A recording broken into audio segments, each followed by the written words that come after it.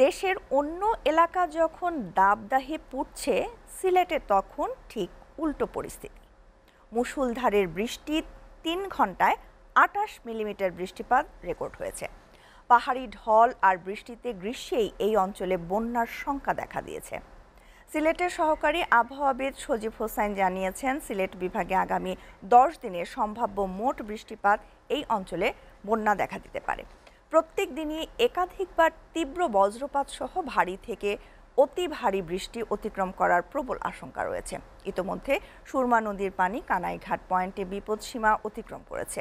এছাড়াও সারি নদের সারিঘাট, সুরমা নদীর সিলেট পয়েন্ট ও কুশিয়ারার শ্যাওলা পয়েন্টে পানি বিপদসীমা ছুঁই ছুঁই করছে। আবহাওয়া অধিদপ্তর জানাচ্ছেন, এই সময়ে মেঘালয় ও পূর্ব আসামের ৩ জেলায় প্রচুর বৃষ্টিপাত হবে। ফলে ঢল নেমে সিলেটে অকাল বন্যায় নিম্নাঞ্চল তলিয়ে যাওয়ারও শঙ্কা রয়েছে। এদিকে সকাল থেকে সিলেটে মুষলধারে বৃষ্টি ও শিলাবৃষ্টি হচ্ছে। নগরীর নিচু এলাকা ও নবগঠিত ওয়ার্ডগুলোর বিভিন্ন জায়গায় সাময়িক জলাবদ্ধতা দেখা দিয়েছে। তবে হয়তো একদিন বৃষ্টি যেখানে না হবে, হয়তো একটু তাপমাত্রা বেড়ে যাবে, হয়তো দু এক জায়গায় ইন্ডিভিজুয়ালি বিচ্ছিন্নভাবে হয়তো মৃদু ধরনের তাপ তার মধ্যে চলে আসতে পারে। তবে ওইটা বড় ধরনের বিস্তীর্ণ এলাকা নিয়ে যে তাপ প্রবাহ, সেই তাপ প্রবাহ আপাতত আশঙ্কা করছে না। আপাতত আসলে এই মাসের ১৫ তারিখ পর্যন্ত সাগরে কোনো আপাতত ঝড়ের কোনো আশঙ্কা নেই। তবে ১৫ তারিখের পরে সাগরে লঘুচাপ সৃষ্টি হতে পারে।